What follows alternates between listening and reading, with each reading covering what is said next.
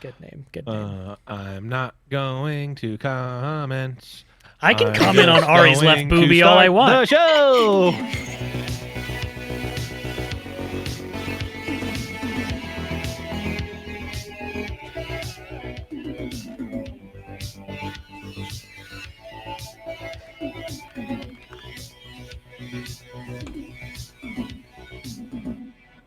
Hello, everybody, and welcome to another episode of Runeterrable Radio. I am Blevins. With me, as always, is Saucy Mailman. What's up, buddy? What's going on, friend? How's it going today? Oh, it's you know, technical issues and all that stuff aside, it's going pretty great because, in no small part, we've got a wonderful guest today.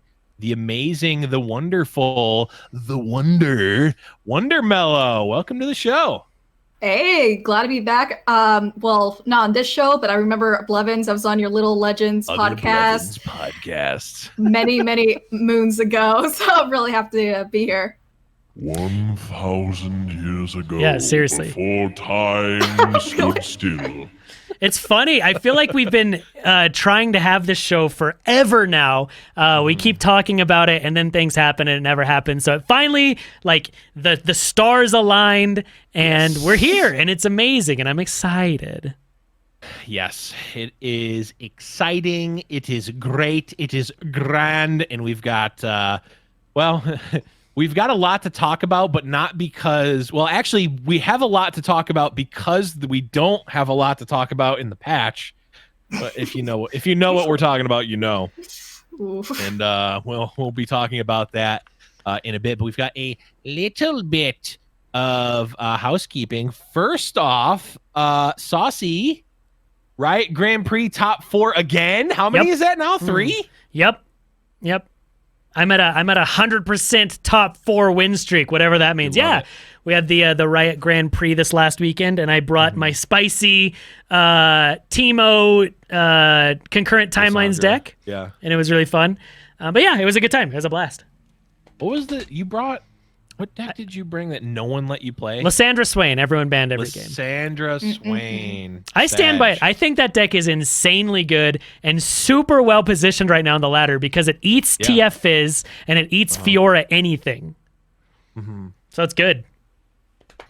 But they wouldn't let you play it? No, they wouldn't because they're jerks. Wondermelo would have let me play it though, right?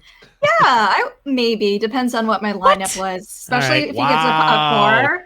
I'm in it to win it. Kick her off the show. Yes. Kick her off the show. I may not be amazing, but like when I try hard, I will try hard, even if I'm not good at something or I'm piloting a bad deck. I do my best. Oh, you played against Amazonian, right? Yeah. Saucy, and you know Amazonian's magic stream is always like it's always tailored to like playing fun decks, playing creative, playing like big giant combos and monsters and stuff. And she brought freaking TF Fizz. She did. Like she brought TF Fizz and she went like, full degenerate. She did, and she's messaging me. She's like, "Saucy, please ban TF Fizz because I don't want to play it." And my lineup crushed TF Fizz, and I'm like, I don't want to ban it. I just auto win against that deck. Yeah. And she's just begging me, so I'm a good friend, and I was like, you know what, Amy, fine, I'll ban the TF Fizz deck and go against your Nasus deck that I don't think I can win against, but I'm a good friend. Still crushed her. It was fun. It was a good time though. It was a really good time. Yeah. Yeah, no, I love watching it. Like I remember being in chat. It's like, go Saucy, let's go. It's the only reason I won is because Wondermelo was there. Aww. No, I think the only reason you won. So I fired up my stream for I don't know a couple hours just because I was like, oh, I'm bored. I want to watch the Riot Grand Prix. So why don't I just do like a simulcast? So I had literally I had everyone's streams up, not all at the same time, but I had them up and it was just like jumping around games. And you know, sometimes I get a little loopy. I know I keep it very straight and narrow on the podcast. Of course, I don't get off track or do anything weird or wacky on the podcast. But on stream, I'm joking, by the way, for anyone who's new here. on stream, I got a little wacky, and I may or may not have made a bunch of Blevins tokens on the stream when I was watching Saucy, and I saw sent that. Saucy the clip afterwards. But I made a Blevins out of my face. I made a Blevins card, and when Saucy was getting attacked for lethal, I put myself up there to try to block for him, but the game didn't. Yeah, the game didn't work for some reason. Hold on, I'm gonna see if I can. This won't help the podcast listeners, but I'll post this in chat for the live stream listeners. I think it will let me post clips. Maybe it won't. I might get banned. But yeah, you can. I tried to help by blocking. It's possibly the dumbest clip of all time, but it's stupid, but it was amazing.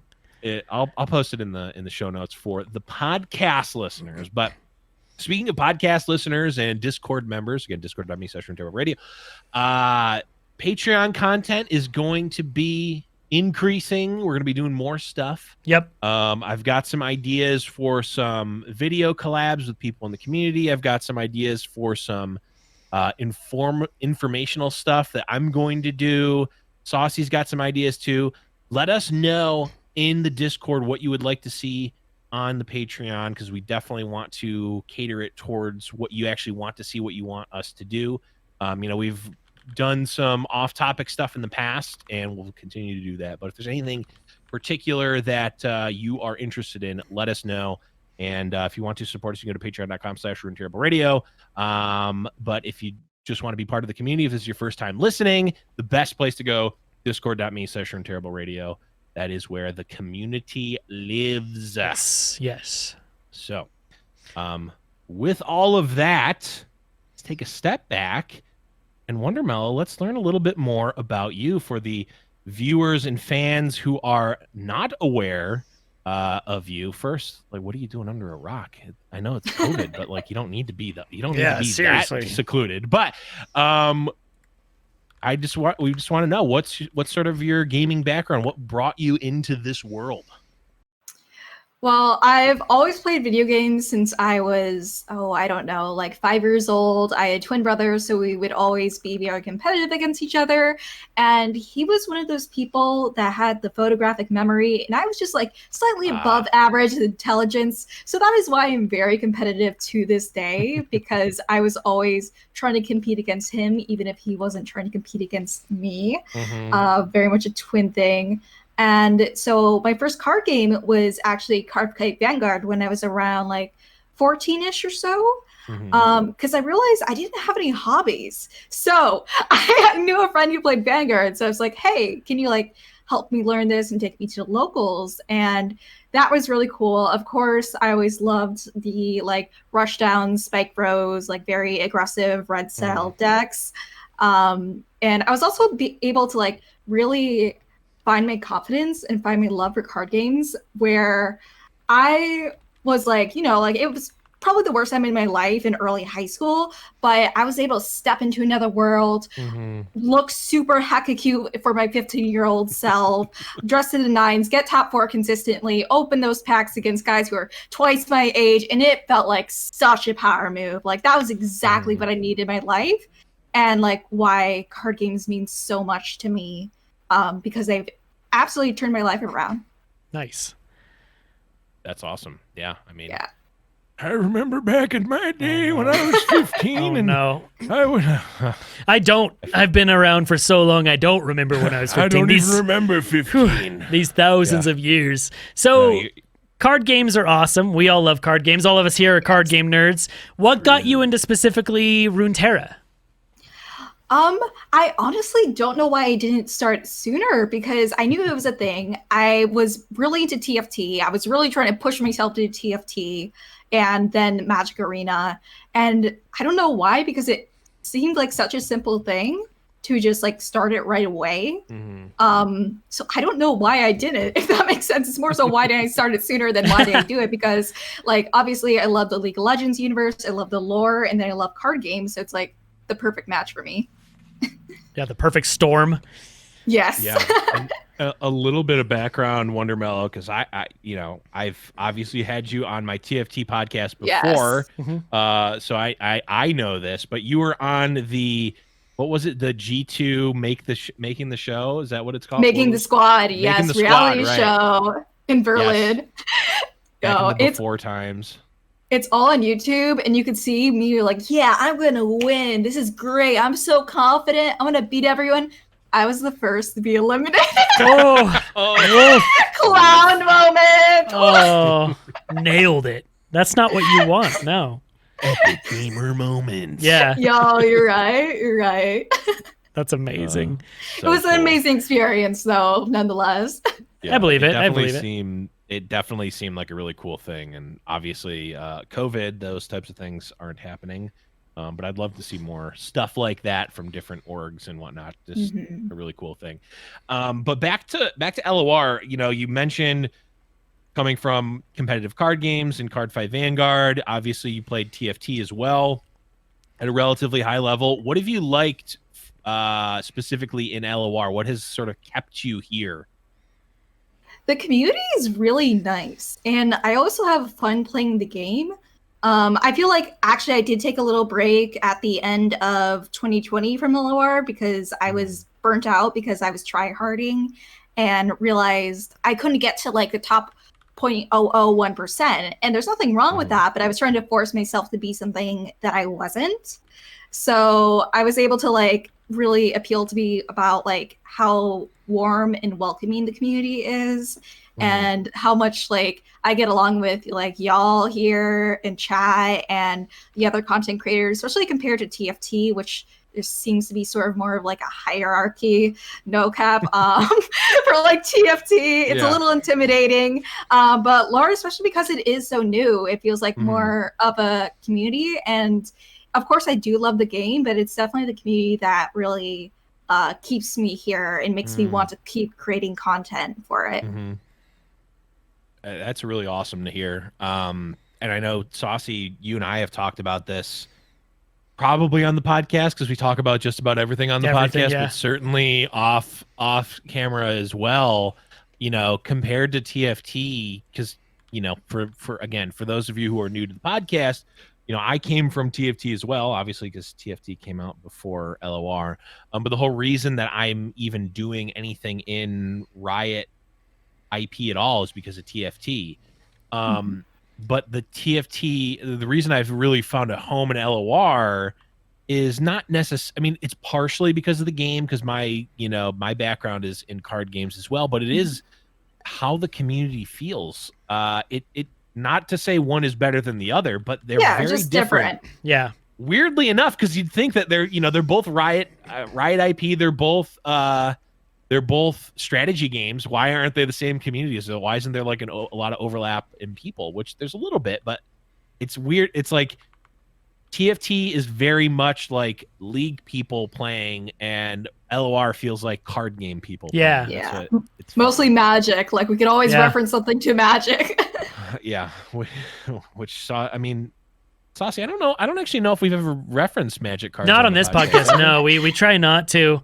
No, I don't think we ever have. I don't know if people even know that we played Magic. No, I never, like, for yesterday, for the first 2 hours of stream, didn't just go through commander decks. No, never happened. Never happened. So funny, so funny. We're degenerate. So, okay. Back to the show. We need to get back on topic. We're bringing so, it back. Wondermelo, just so myself and the rest of the listeners can get to know you a little better, what kind of goals do you have for the game, for Legends of Runeterra?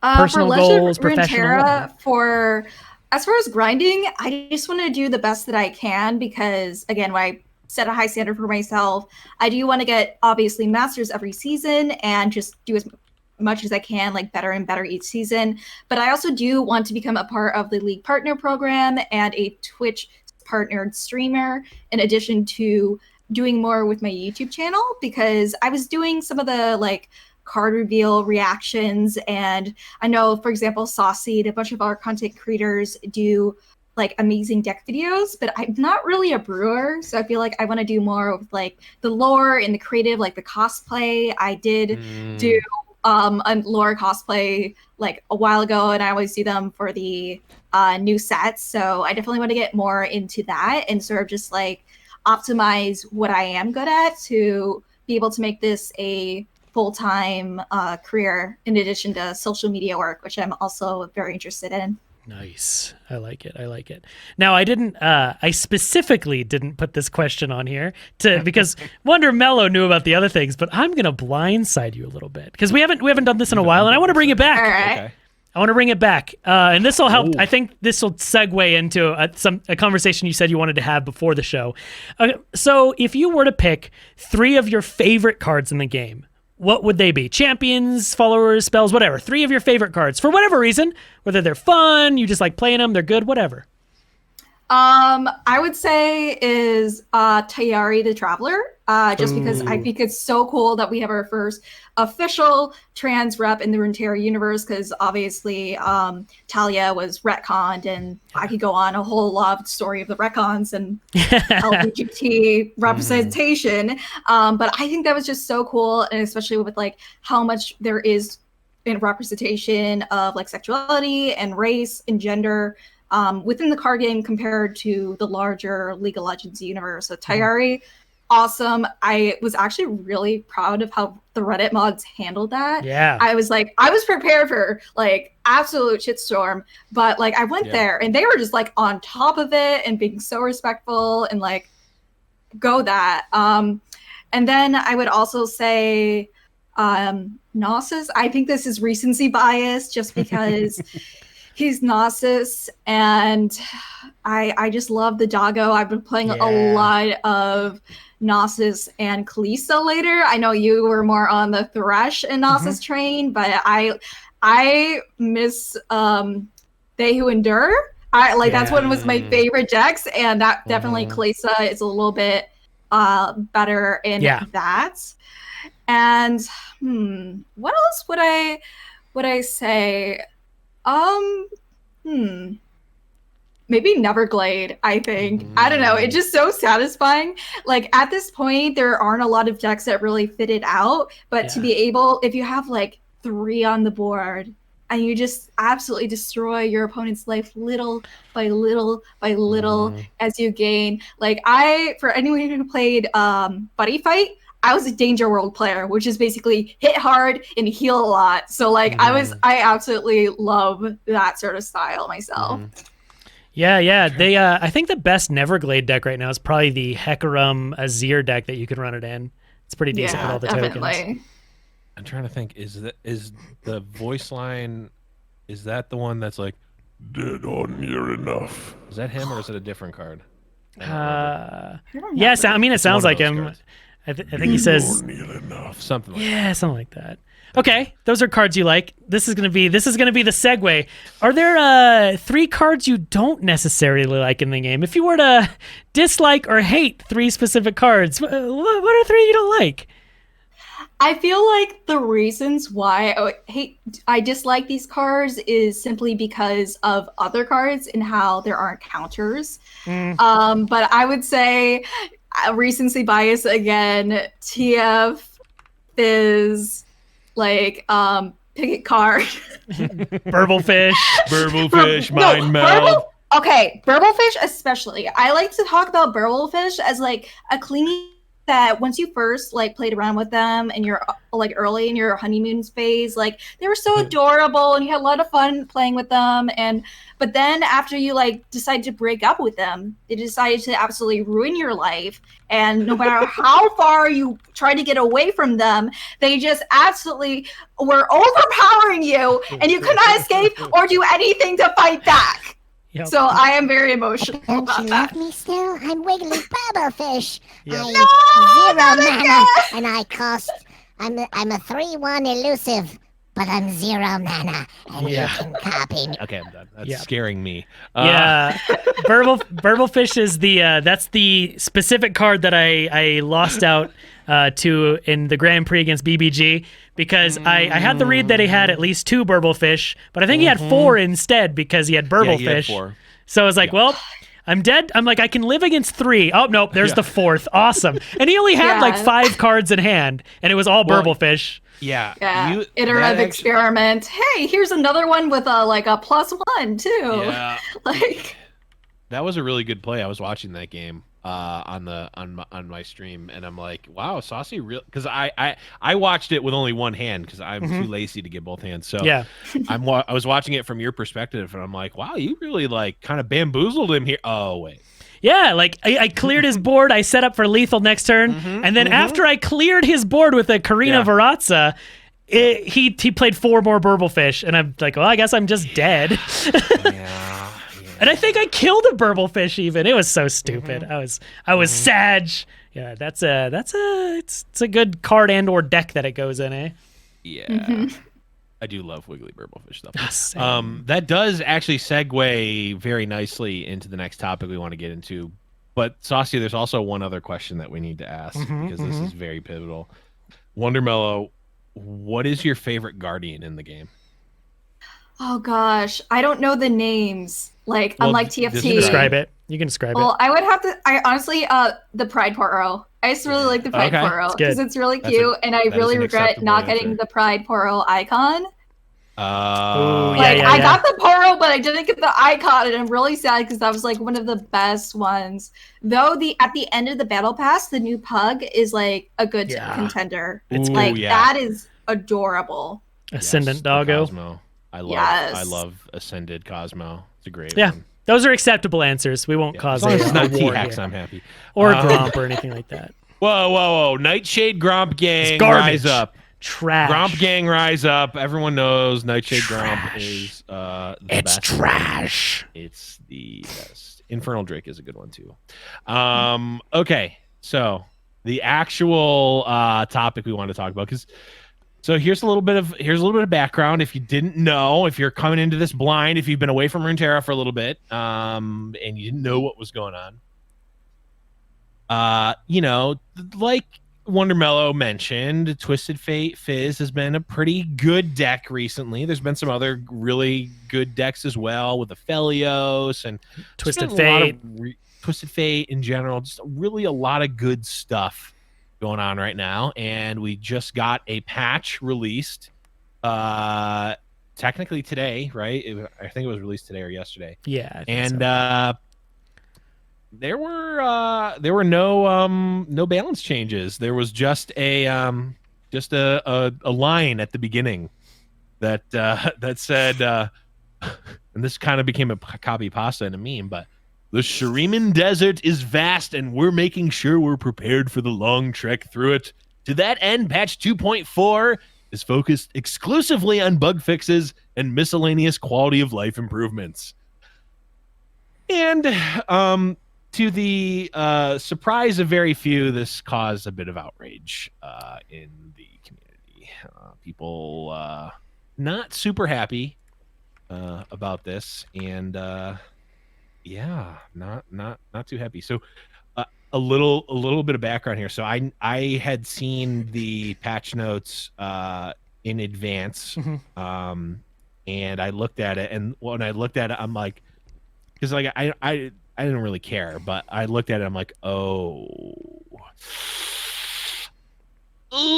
people are gonna freak out. Yes. Yeah, Blevins and I was right. we usually have some conversations of if we think people are going to get upset or be happy about upcoming changes, and we're like, this is gonna cause some upset people. Yeah, Wondermelo, when you saw these patch notes or saw the this happen, what were your first initial thoughts on it? Oh, I wasn't surprised at all because I was actually in Mixed Plays chat the night before, and we were discussing how it's extremely unlikely that they would actually make any balance changes, considering the only way that they would change it, because it takes they have to ship it out generally 2 weeks before for the mobile update, is if they literally made it the day of. So again, you can't be like disappointed if you didn't have expectations. So that's how I see it. So yeah, it's frustrating, especially against TFIs. Like, I really dislike going against it, but I understand why we didn't get the changes, because it just wasn't possible to be able to ship out in like the way that you're able to do it from like every 2 weeks, but it's like the day of the new expansion is the first day. So yeah, I sort of expected all the outrage, but I sort of like was like, well, I expected this, so it is what it is. Saucy, I'll get into our personal thoughts, but of course, you know, when there's a topic like this in the community and people have very heated opinions on it, you know what I like to do, right? What do you like to do, Blevins? I like to go out and I like to get some interview with someone who maybe has an opposing viewpoint from ours, you know? Like, you know, we're kind of like whatever, but the people who are upset. So I want to get an interview from someone. You did, you know? And you did a very exclusive interview, correct? I did. I actually did an exclusive interview. And I got a clip for it. I got a clip of it right here. You don't believe me, do you? I'm waiting. I got it right here.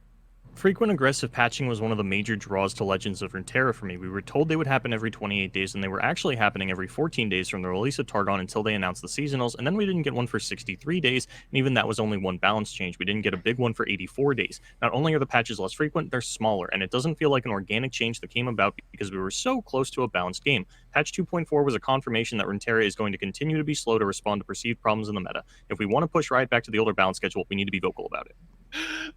I bamboozled you. I actually did get an interview. Yes. I'm so happy. Everyone thought it was going to be Blev Baby, but it was an actual interview. It was a legitimate. Shout outs to From the Boulevard who did that bit for me. No, and if you haven't seen, Boulevard did a very well written explanation of, you know, reasons to be upset about this. They're from the BLVD on Twitter. Go read it. It's like 25 tweets long, so I'm not gonna quote the whole thing, but that was a good synopsis. Funny thing, Saucy. You have all of it. I do have all of it. Love it. He did all of it for you. Which I'll. Damn, he likes you. We'll play. Yeah, we can play it at the end of the show as a little thing for everyone to listen to afterwards. But so here's the little inside podcasting. So this morning we talked to someone on, or I think it was Broccoli on Twitter was saying you know, that we're gonna get the Blev Baby today. So I wanted to get everyone, rope everyone psyched up and bamboozle everyone with an actual interview. See, sometimes we do legitimate things.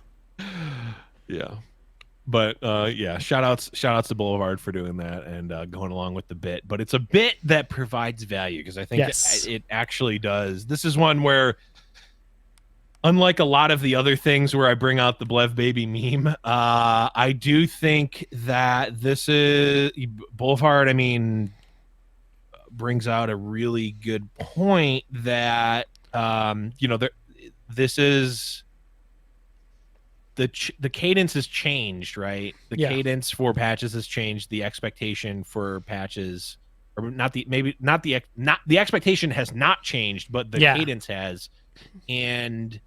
I know I saw Twin Sons was posting something about you know, when they talked to Umbridge that he mentioned something about patch cadence changing, and they may have mentioned it in a patch before, but I think it's really a community expectations thing and like a transparency thing, and like those things have changed. Like the transparency, not to say that Runeterra and the devs aren't transparent, it's just that amount of information we're getting has changed, which is a little, I think, off-putting for people. Yeah. In general, though, in regards to the actual, you know, the patch or lack thereof, you know, there's some timing things for sure, in that, you know, the patches now, instead of being like, you know, we're bringing the game balance to a certain point every X number of weeks, it's more like we want to get the game balance at a good point the patch before the seasonal, right? Because it needs to be in a spot that is, because like you don't want to, or not the patch before the seasonal, but like patches before at a certain point before the seasonal, where it's like the cutoff point, and you don't want to make changes any closer than that because then people are scrambling at the last minute.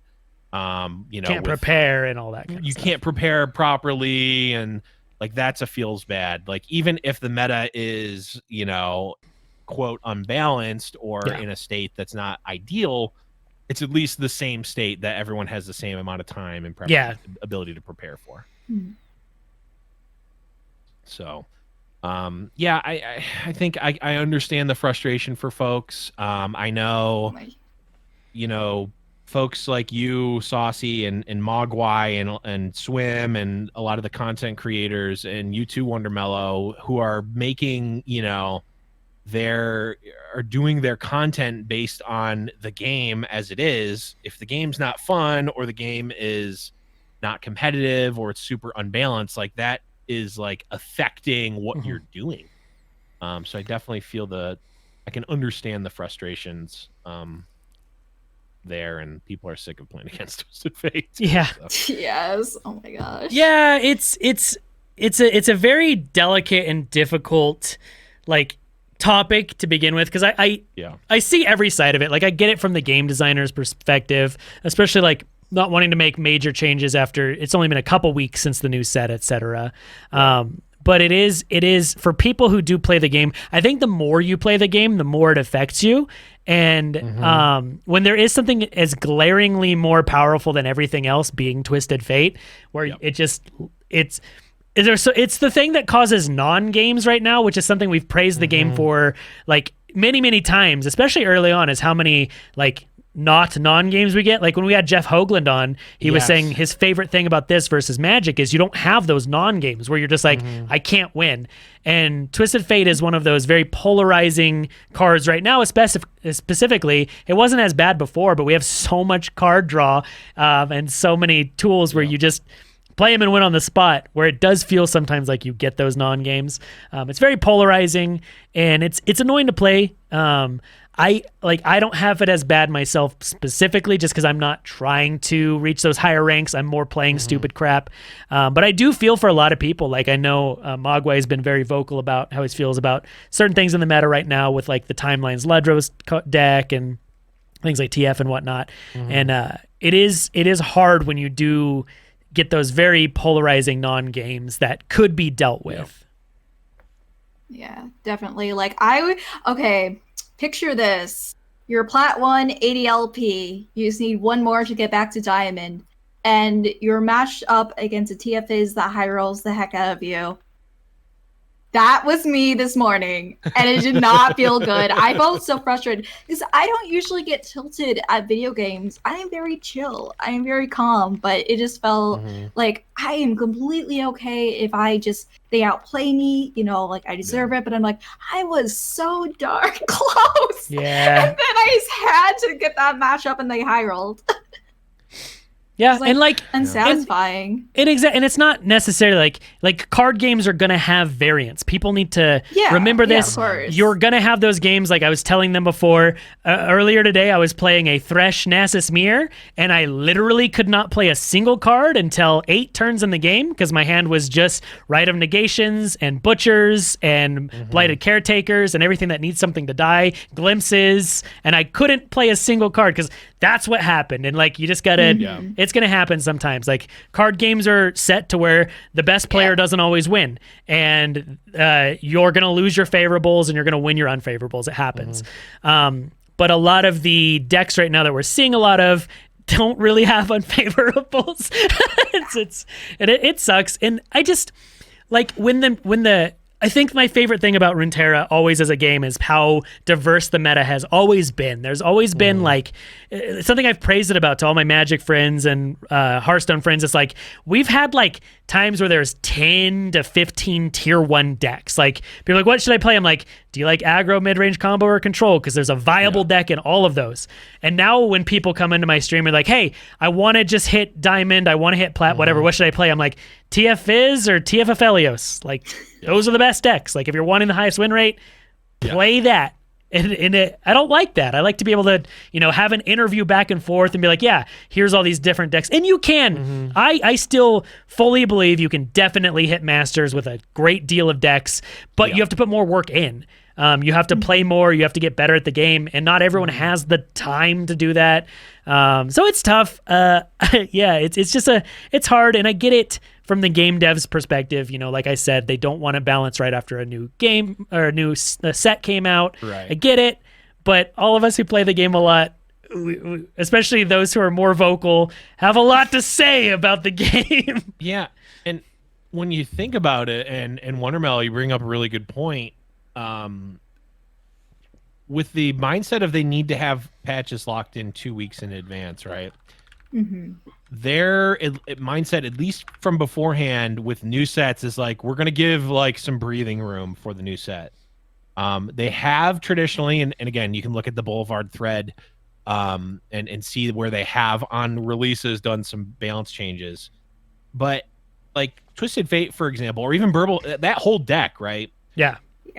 And we saw people talking about this when evaluating cards, right? Yeah. So like the thought process and the analysis of how things are going to work against decks is pretty hard to do. But Blighted Ravine as a card, you look at it and it's like, oh, that just like completely hard counters Twisted Fate Fizz, right? Because like if they develop Burble Fish on their turn, or on your turn, you play the Blighted Ravine and it kills them all, or you play Avalanche and it kills them all, or you play Blighted Ravine beforehand and they can't develop it all. They have to leave it in their hand. Then they can't open attack, right? So it's like, okay, Blighted Ravine's a new card. Maybe this deck isn't even a problem. And I could see the devs thinking that, or maybe in their playtest, that's how it was. But, that's not enough, right? As we've seen, the fact that Hush exists doesn't mean that every single deck that utilizes a card's ability is null and void. Yeah. Despite what Reddit and sometimes Twitter will make you think. We get those, and those are just, it's just a shit take. It's such a bad take. And we were seeing it. I probably have over 100 messages that I could compile from people asking me if I'm upset that Lysandra's in the game because I can't play Teemo anymore. And I mean, Teemo Timelines is the deck that I haven't lost a single game against Lysandra to, and I've never lost a Teemo matchup against Lysandra where that mattered. You lose those matchups because they're playing Freljord Control and they have Ruinations and Avalanche and Blighted Ravines and Vengeance. Like, you're not losing because of the tough Nexus. So it's the same thing. It's like, oh, well, Hush exists, so you can't play champions, or Vile Feast exists, so Zoe can't be in the meta. Like, that's not a take. Right. That's just stupid.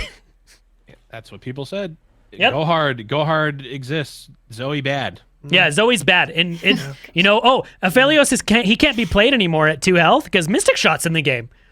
Aphelios is bad. I did, for what it's worth, I did see fewer people saying that because people probably thinking Aphelios is still busted, but there were very few people that were on the Zoe train beforehand. Yeah.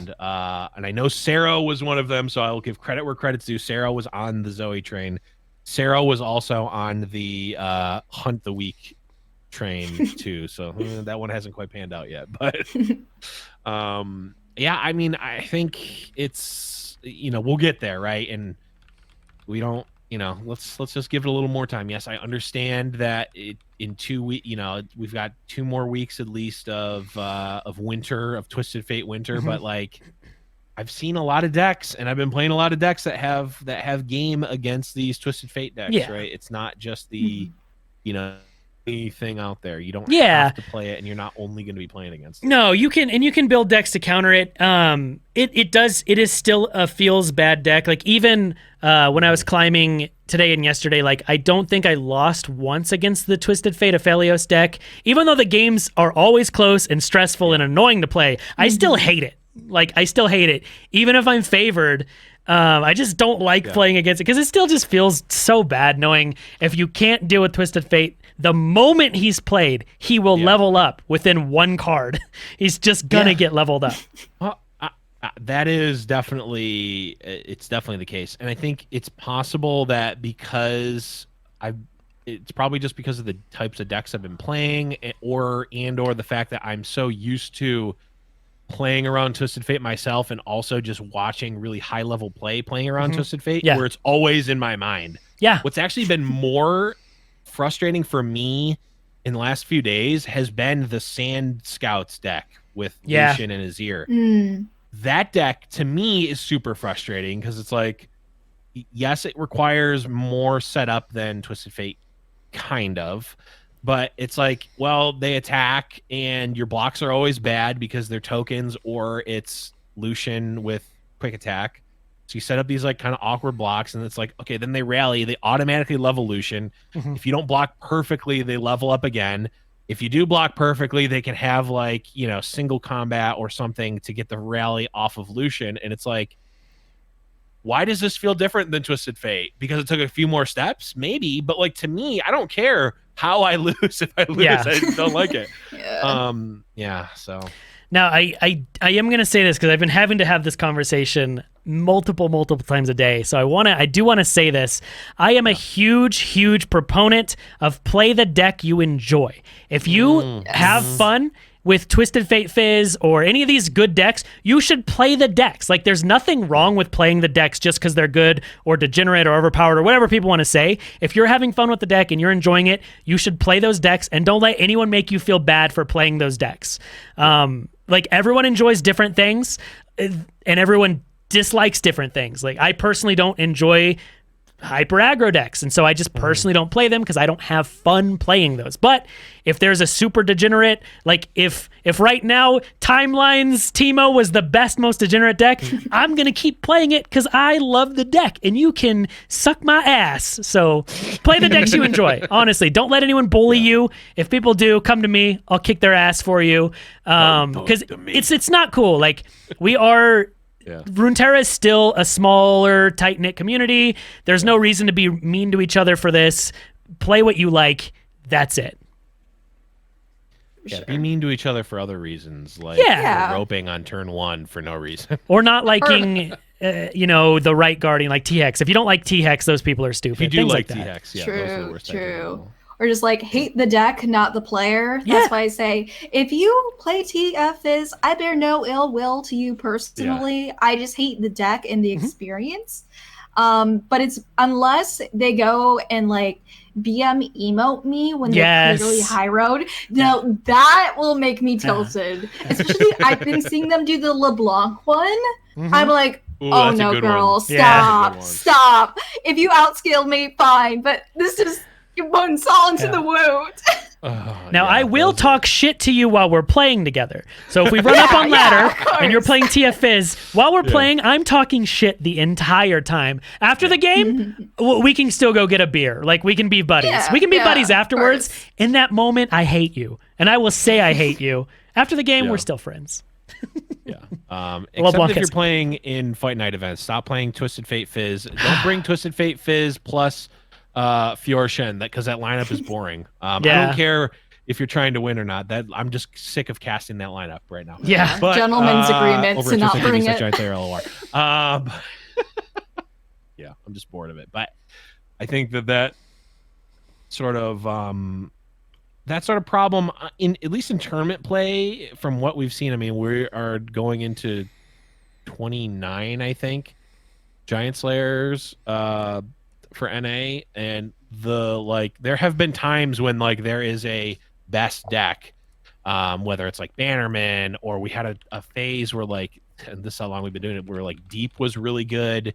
We've had a phase where Ash Noxus was super good, and like everyone brought it. Fior Shen has always been sort of there, but because of and again, this doesn't really apply to ladder because it's a very different experience, but at least in the tournament side, the nature finds way to correct itself, where everyone brought this deck, it was really good. The next week everyone is trying to beat that deck, and usually it's like a mix, and then it kind of resets and gets there and sort of solves itself. It's been very rare where we've had like many weeks in a row of the same meta for Fight Night. But anywho, no one is going to remember or care about this once the new patch comes out. So let's just 2 weeks it won't matter.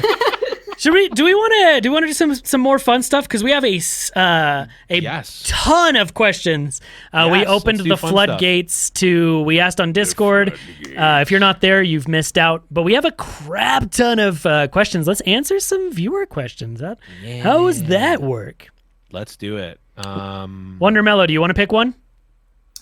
Sure. Let's look for a fun one.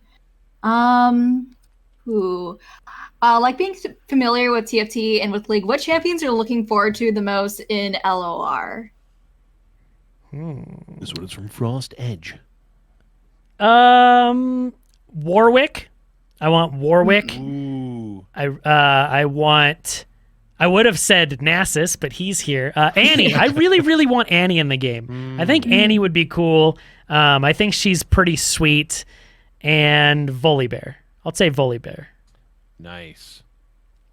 Let's see. Who do I want? Gragas for sure. Oh yeah, the hottest bodybuilder in the land. I think that there's been screenshots of TFT Set 5, and I'm pretty sure that Gragas is in it, so I'm pretty happy. I might be making a pretty big dive back into TFT Set 5. And Little Devil Teemo. Little Devil Teemo and the and Saucy, you'll get to play for the first time because you weren't playing in Set 1. No. Draven. Yeah. Yes. Love Draven. But that's neither here nor there for LOR. Yeah. Gragas. I'm trying to think. Who else did I play? Kog'Maw back in the day. I played in League. Kog'Maw. Cho'Gath. I want Cho'Gath really bad. Cho'Gath would be sweet. Yes. Like Tom Kench. Also working like Tom Kench, probably. Not Callista. Kaisa. Kaisa could be interesting. I want to see what she would do in the game as well. So those are my answers. What about you, Wonder? I'm a Urgot one trick, so obviously Urgot, but I need the Pajama Guardian cosplay cosmetic because that's the only skin I play him in, and he looks so precious in it. So I really hope that we get like the Star Guardian skins to LOR. Yes. Honestly, I don't even care about prismatics. Like, I do not care about shiny things. I want my pretty skins. Thank you very much. Like, that's my priorities. I know it's hot take, I know. No, a lot of people don't like them, but I love them. Yeah, they're my favorite thing in the game.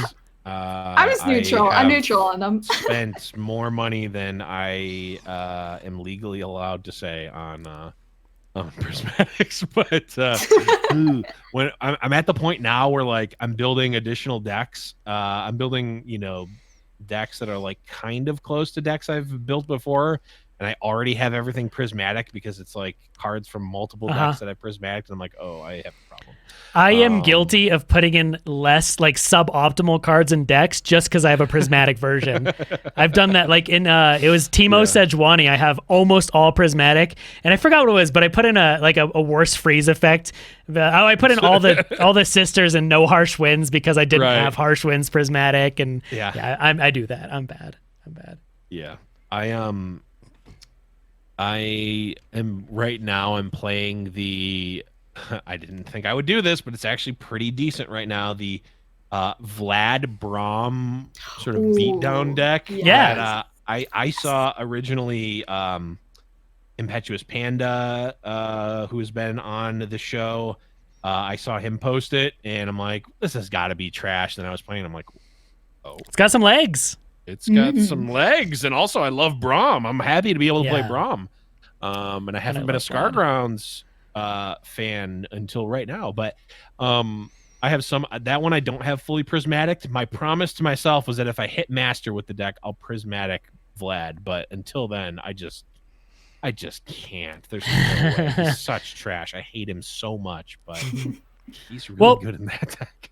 This is a tie-in question. Let's go. Night Striker asks, many card games have a variety of foils and foil designs, including rarity and consequently price. Would you guys want to see different foils in Legends of Runeterra? Yes. Yes. I want all of the. Yes.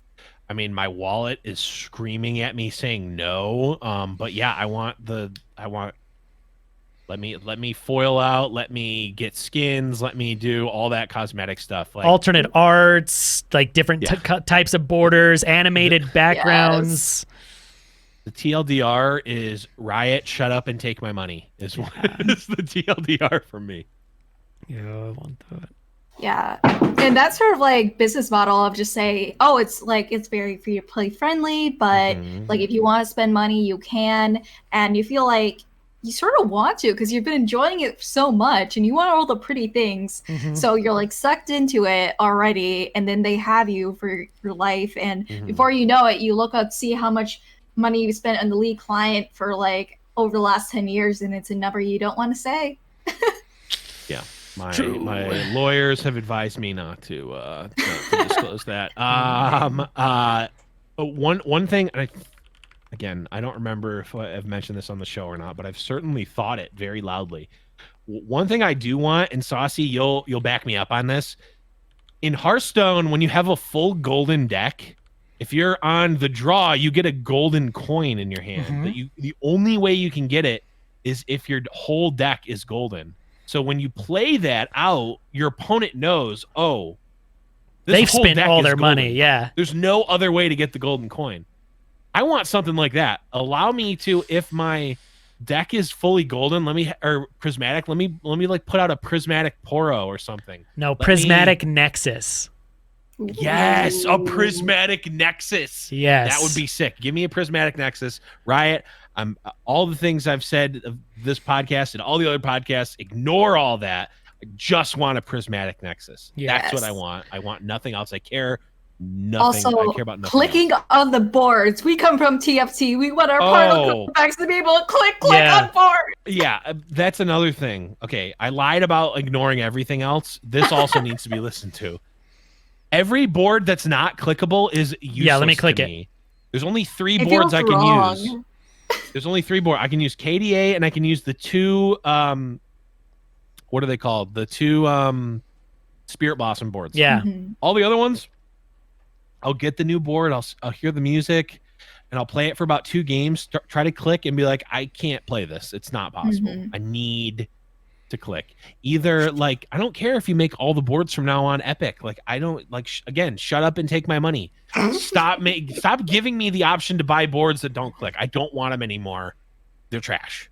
I'm just saying. I want to click things. You did this to yourself, but every other board that's not clickable is trash. Yep. Need to click things. I've got to click the stuff. Let me click things. Let me click it. Okay. I want to answer this one. This is another one that's interesting because I'm very curious to get Wondermelo's take on this. Okay. So Broccoli Violet says, now that Nexus has the ability to be tough, which if you don't remember, that's the ability I've always wanted in the game, is there a new fantasy you guys have, like an ability or mechanic from another game adapted to LOR? So I can go first because there's a few that I like from Magic that I think would be cool. For one too. So one I've talked about a lot that I think would be really cool in this game would be in Magic the Gathering, there are what are called flip cards, specifically from all the werewolves from like Innistrad and whatnot. So how they work is they have a front face that you play it as. If neither player does something for the turn, it flips over to the werewolf side and has a different effect or different ability. I think something like that would be really cool in this game, to have like a follower that transforms into something else, like if no one does anything, and then if someone plays something, it flips back. I think would be really cool. It'd be fun. Yeah, I've got 2 somewhat related things. The first is akin to originally in MTG, it was called Form of the Dragon, where essentially you play an expensive enchantment and it kind of turns you into a dragon. Like every turn, like your what is it? Your life is set to like a certain amount, and every turn you like discard a card to do 5 damage or something. It's something like that, where like it embodies you turning into a dragon, hence why it's called Form of the Dragon, right? Yeah, that would be cool. Something like that, where like your Nexus turns into a dragon or something, and you get some abilities. Also like the heroes from Hearthstone, like the hero cards, where you literally can change your hero in Hearthstone. And then related to that is like, I want to be able to attack with my Nexus. Like, can I block? Well, I guess you can kind of block with your Nexus, but like if you could attack or like deal damage equal to your health to something, and it like showed your Nexus like punch them, it like could get just out, be and like smack yeah, them. it comes as like a treant card and like rises up and just like stomps on something. I mean, that would be more of an animation thing. Yeah, But still that'd cool. be funny too. Yeah, I like that. That's what I got. think I would like to see, I don't know if everyone else would, but I definitely like something like more of a duress type ability and being able to see like your opponent's cards and be able to interact with that. I feel like that would be pretty cool. People Just are be able to currently go with their deck. screaming at you right now. I know. I just always enjoyed like Thoughtseize deck and destructions. LOR Like Monka. I am I'm a Maokai player, so like I love like any type of like deck destruction and being able to do that. So I mean I would like to see it definitely in moderation. I feel like it could get out of hand because I feel like it got out of hand in Magic, but I feel like in moderation it would be cool to see. Are you saying that discard could get out of hand? Anybody? No. Or you could just make an Emperor deck. That actually happened to me. I was about to discard someone, and then with the Maokai, and then they had an Emperor deck, and it didn't let me discard their deck again because it already happened once. Yep. So I was like, All right. Wow, that's funny. yeah. I was so sad. I'm like, gosh darn it. Yeah, Thoughtseize is one of my favorite cards in Magic. I mean, my favorite mechanic in Magic is paying life to draw cards. So, Yes. I mean, I'm always down to do that. I'd love more ways to use my life as a resource. Yes, I do like that. We're talking about mitigating non-games. Yeah, I don't think I want it in Runeterra. Thoughtseize is the type of thing that can cause non-games where you keep True. a loose hand, and boy, does it disrupt you. Yeah, True. I'm gonna publicly state it. I don't want Thoughtseize in LOR. I'm just putting it out there. I'm taking a strong chance here, or a strong statement here. Strong stance, not chance. Okay, we've got a couple other questions here. So we kind of talked about this before, and again, if you go into Boulevard's tweet thread, you can kind of get an understanding of how it's changed. But Zuljack asks, would a balance change patch schedule similar to League of Legends, aka every 2 weeks, be something you would enjoy?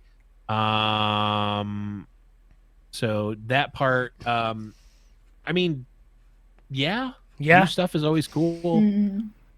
I get bored easy, so change is fine for me, no matter what it is. Like, I just like new stuff.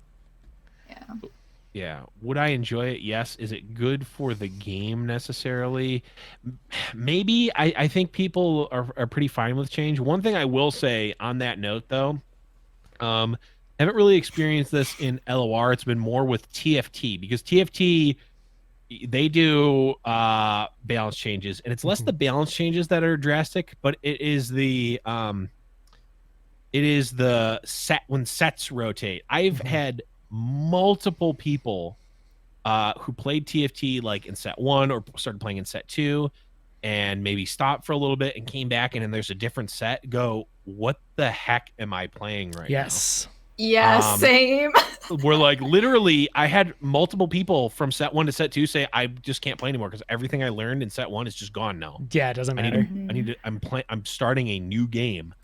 Even though, yes, it's the same base system and a lot of skills you got from set 1 transfer over, but nonetheless, like, a lot of core stuff is gone from that experience. And patches every 2 weeks won't. One patch won't do that. 2 patches probably won't. Even 3 patches won't change your core understanding. But, like, let's for instance say you started playing in the beta and you came back now and you played a Callista. You'd have no idea what's going on because Callista's a completely different card than she was. Or, even a Nivea. Like how different Nivea is. Completely different card. There's all sorts of these changes. And, like, for those of us who are doing content in the game and are on top of it and are playing in the meta, we want as many changes as possible, or not necessarily, but we like frequent updates because it keeps it fresh. But there's a balance between keeping it fresh and having it be overwhelmingly different for newer players. So it's just something to consider when asking for these things. Yeah, I know, especially compared to LOR, TFT has so many like emergency patches that happen out of nowhere, sometimes during tournaments, and then that happens. So it's just like there is like definitely a way that it does disrupt, and you could say that's better or worse with the overall health of the game. It's just definitely very different schedule than LOR, but considering they are like both games that are on the mobile platform and that does affect the release schedule, it is a fair comparison to make. For sure. This other question is from Cash, and it is related to the previous one. This one says, related to the previous question, do you feel the devs play it too safe when patching cards? Do you think that playing it less safe would be better than having a more frequent patch schedule? Wondermelo, do you have any thoughts on that question? I want to see more buffs for cards that aren't used, be more playable. Like, yes, there is going to be just some jank meme cards, but I feel like instead of just like nerfing everything, giving like other regions the ability to deal with some of these Targon cards, to deal with the Bilgewater cards, which is how I felt a lot last set, is going to be a lot easier. For example, the famous thing of War Chefs. No, it was not War Chef's fault. That deck that it was in was War Chefs did nothing wrong. Exactly. I want it to be reverted because I miss it. And I feel like it's just we need to be able to perhaps like buff champions that aren't doing as well, or not even buff, just change so that we're able to like optimize these interactions. Because usually it's not just like one card, it's in one thing. It's the fact that this card could do this with this. Like, for example, with the Ledros timelines right now, it's just like it's a very specific combination. Yeah, no, I agree. I think that because their original like methodology was do a lot more safe changes, but they were also patching more frequently, and we had a smaller card pool, and I think that was fine. But with them doing less frequent updates, I'd like to see more changes or bigger changes or trying things. I mean, we've seen them in the past make a change and then revert the change because it was a bad one. They could do that again. That's the joy of it being a fully digital game. But if they buffed like Errol the Tracker or the 7-mana heal in Ionia, like crap like that no one remembers exists because they're not played ever, I don't think you're going to get people too upset by that. But yeah, there's a lot. I mean, there's a lot of even like what the stupid elusive that draws a card, they could revert that, things like that in Ionia. Yeah, Shadow Assassin. Yeah. Oh gosh. So excuse me. So I will start off this point by saying I agree with what y'all are saying. I like I would like to see bigger or more aggressive changes, whether they're nerfs or buffs. I prefer buffs as well. I agree with you there, Wonder. That I like, it's just more fun for buffs. My counterpoint though is having everything just be better is not always going to solve these sort of ladder meta problems. And, and here's the example, because I think one of the more frustrating things, even more, I don't necessarily, well, it actually is kind of happening now in Runeterra, but it's happened before in certain metas as well, where the fact that there is one very, very good deck is not actually the problem. Because like TFS, for example, like you can play, this, these Shadow Isles, Freljord control decks, whatever flavor you want, and play, 8 avalanche effects plus Withering Whales plus Vile Feast. And like, yes, Twist Fate Fizz can still win through that sometimes, but a lot of the time you're going to be winning more than you're losing in that case, right? The problem is not the fact that there's one very good deck, because you can counter one deck. The problem is that there's 3 very good decks. Maybe one is S tier and there's 4 A tier decks. And the problem is that you can build a deck that beats maybe even 2 or 3 of those, but then there's always the one where you don't. It's not possible to have that spread. And because the ladder doesn't have either a sideboard format like it would in Magic the Gathering or the tournament format for LOR, where you're able to bring multiple decks or even ban out a deck, the ladder feels frustrating sometimes, because you can build this deck that beats Twisted Fate Fizz, but that's at the cost of being able to play against You know, Fiora Shen. I'm making up decks for the sake of this example. Or like I can go way too deep into beating Fiora Shen, then I can't beat Twisted Fate Fizz anymore. And if you're facing those decks sort of at a relatively even clip, sometimes you can predict what you're going to see on a given day of the meta. But like when you face against the wrong thing, it's frustrating, right? And it's not the fact that there's one really good deck; it's the fact that there's like 6 really good decks. It's very hard to cover that spread in a reasonable way.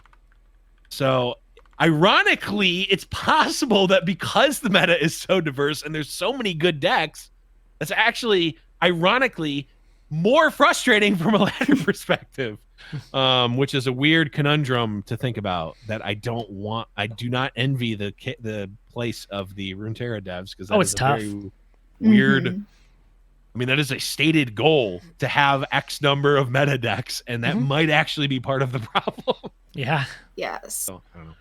Especially with like the differences between the Asia, the EU, and the like America's meta, because like that was the whole thing about, I remember with the meta discussion about like how Targon is relatively low in like Asia, for example, but we see it everywhere here in like the America server, so it feels like it's everywhere, but like they're going off the worldwide data when making these card changes, not just one region. Yeah.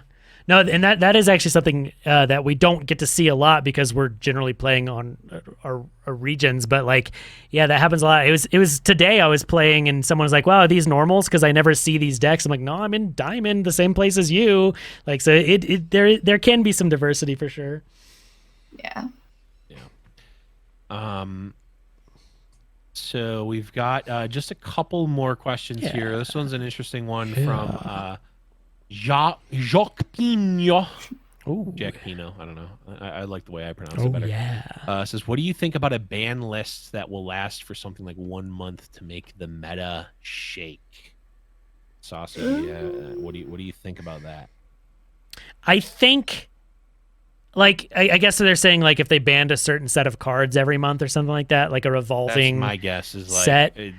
Like you have I don't know, 5 cards or 10 cards that are just like weekly ban or monthly ban or something. I think for a different play mode, that would be cool to have that as an option. I don't like it necessarily right now.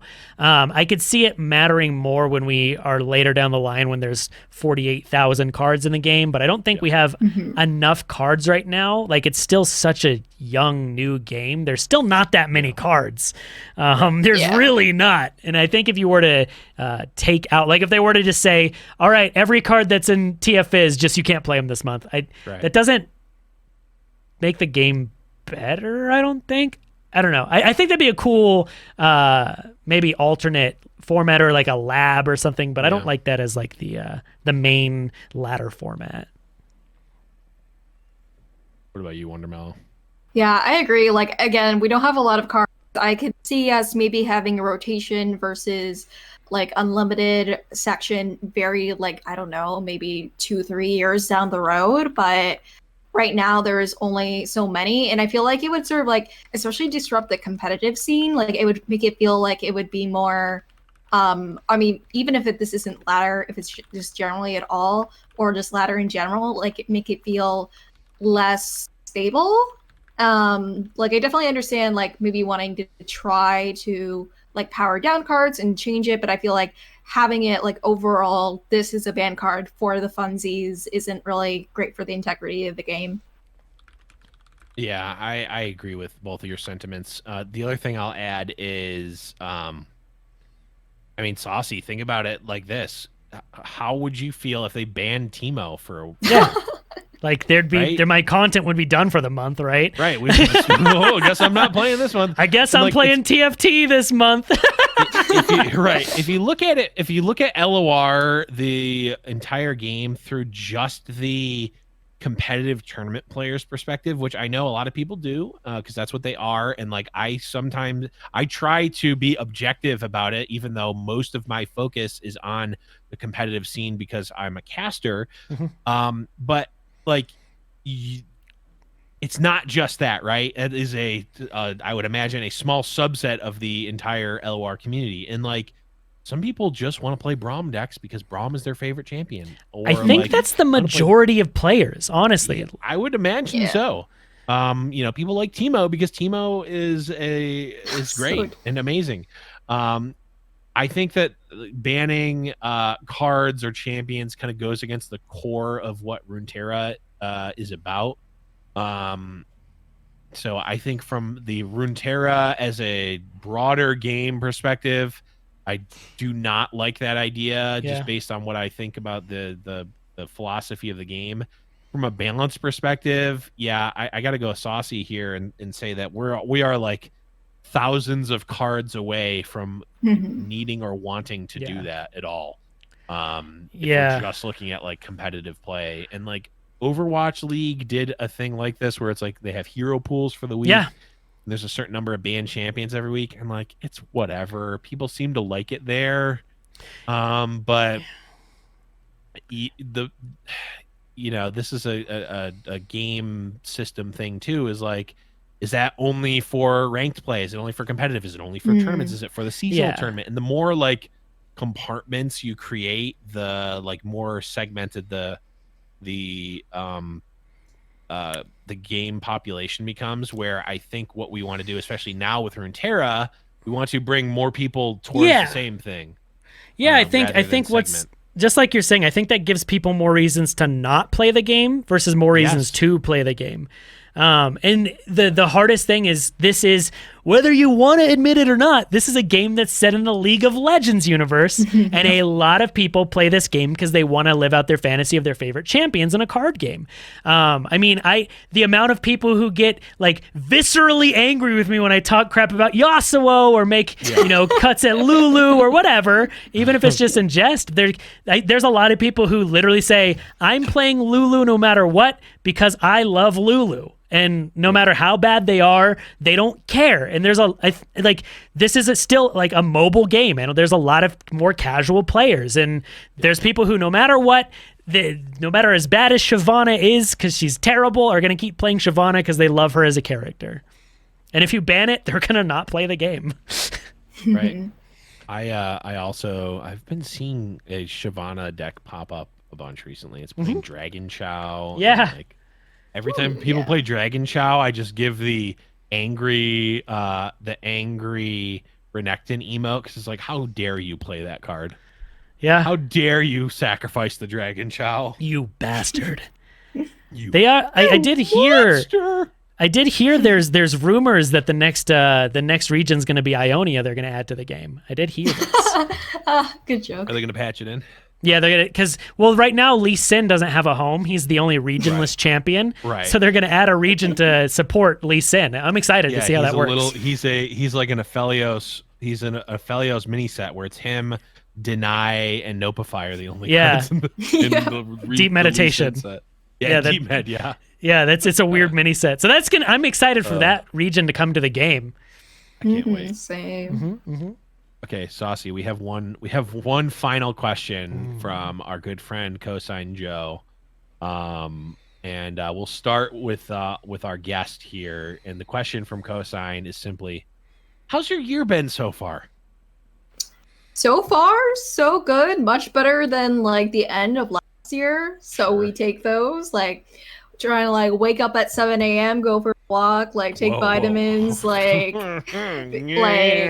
try to like do job applications, stream content. But yeah, no, like overall a lot better, because like I feel like, especially with a lot of us, like the pandemic like hit us hard with wherever we were, like mentally, and that definitely did for me. But now that it's finally, like it's getting nicer outside, and I'm able to like, just be able to do more with my content and feel more secure with myself, and just I've been doing so much better, and I'm just really happy to be here right now too, and just be with the Legends of Runeterra community, because it's really what gives me energy and makes me really happy. I love it. To paraphrase, you're saying, good. Runeterra, you give me energy. Those are Wondermelo's words, not mine. Yeah. Saucy, how's your year been so far? It's been great. I've got nothing but good to say. Last year was dog shit, and this year's been fantastic. and I'm super happy. Everything's great. If you are out there listening to this and you're not having as good of a year, I'm always available to chat, whether it be about life, Runeterra, anything. Hit me up on Discord, Twitter, wherever. I'm always around to talk. If you need an ear, if you want to, Only one ear, if you, not two. if you need me to help you learn why Yasuo is a terrible champion, any of that, I'm here. I'm here for you. I'm here for you. I love it. And for my answer, I'll just I'll go. Today, I consider myself the luckiest man on the face of the planet. Anyone who gets that reference is literally 80 years old, but love it. Yes. Anyone leave a comment or at me in Discord if you got that reference. But yeah, I'm doing. I can't complain. Can't complain. Won't complain. Thus far. But that is just about time. Wondermelo, thank you so much for being on the show.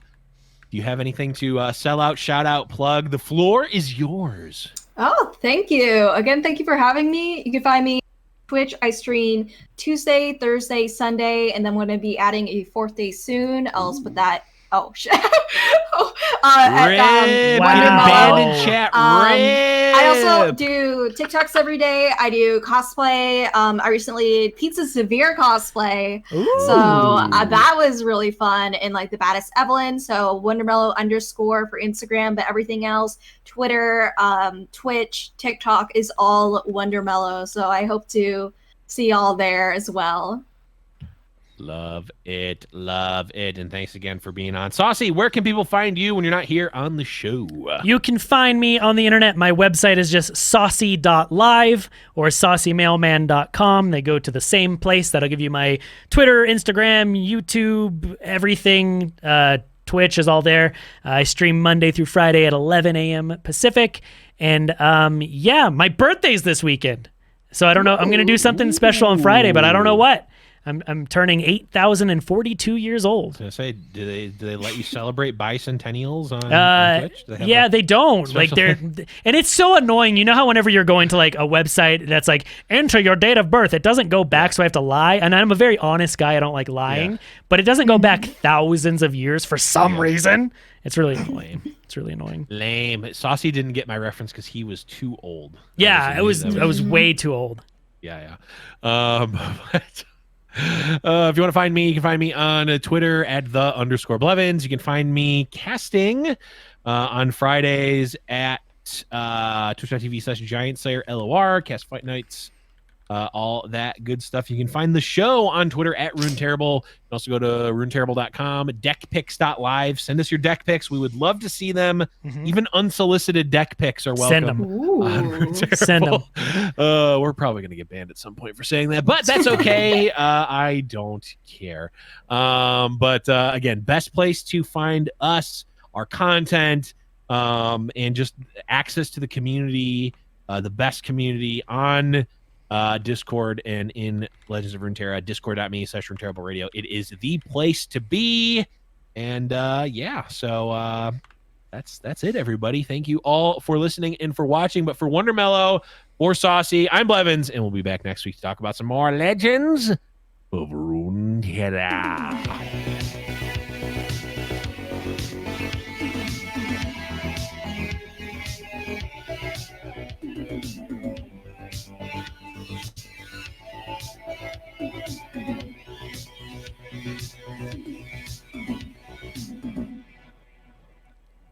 Little bonus thing at the end. If you want to keep listening for the full Boulevard read, stay tuned.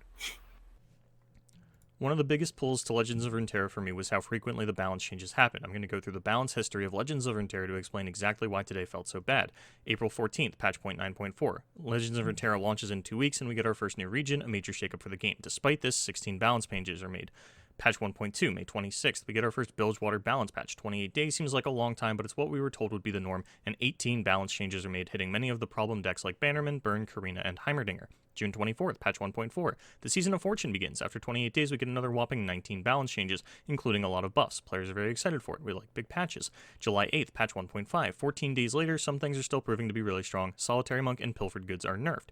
July 22nd, patch 1.6. 14 days later, we figure out that mass buffing a lot of cards has consequences. Despite making 2 nerfs in patch 1.5, 17 balance changes are implemented. August 26th, patch 1.8. I think this is where we got pushed back a week to try and start patching all Riot games on the same day. 35 days after our last balance patch, we get Targon alongside 4 balance changes. September 16th, patch 1.10. Patch 1.9 doesn't exist for some reason. Maybe this is where we adjust to patch all Riot games on the same day? Anyway, our first balance patch post-Targon comes 21 days after the region's release and contains 9 balance changes.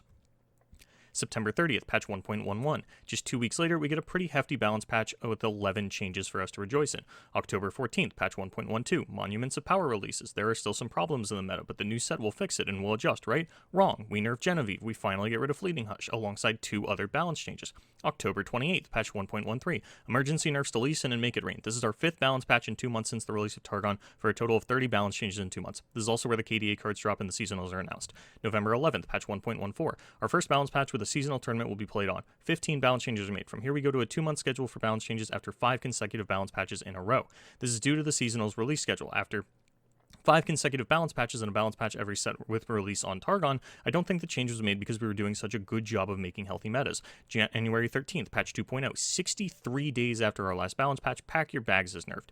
February 3rd, patch 2.1. Aphelios releases and we get our first big balance patch in 84 days with 11 balance changes. Twisted Fate Fizz has proven itself to be a problem over the last 2 weeks and goes on to dominate the seasonal. March 3rd, patch 2.3. Shuriman releases and we get our second one balance change patch of the year, the second in Legend of Runeterra history. TF Fizz is still a problem.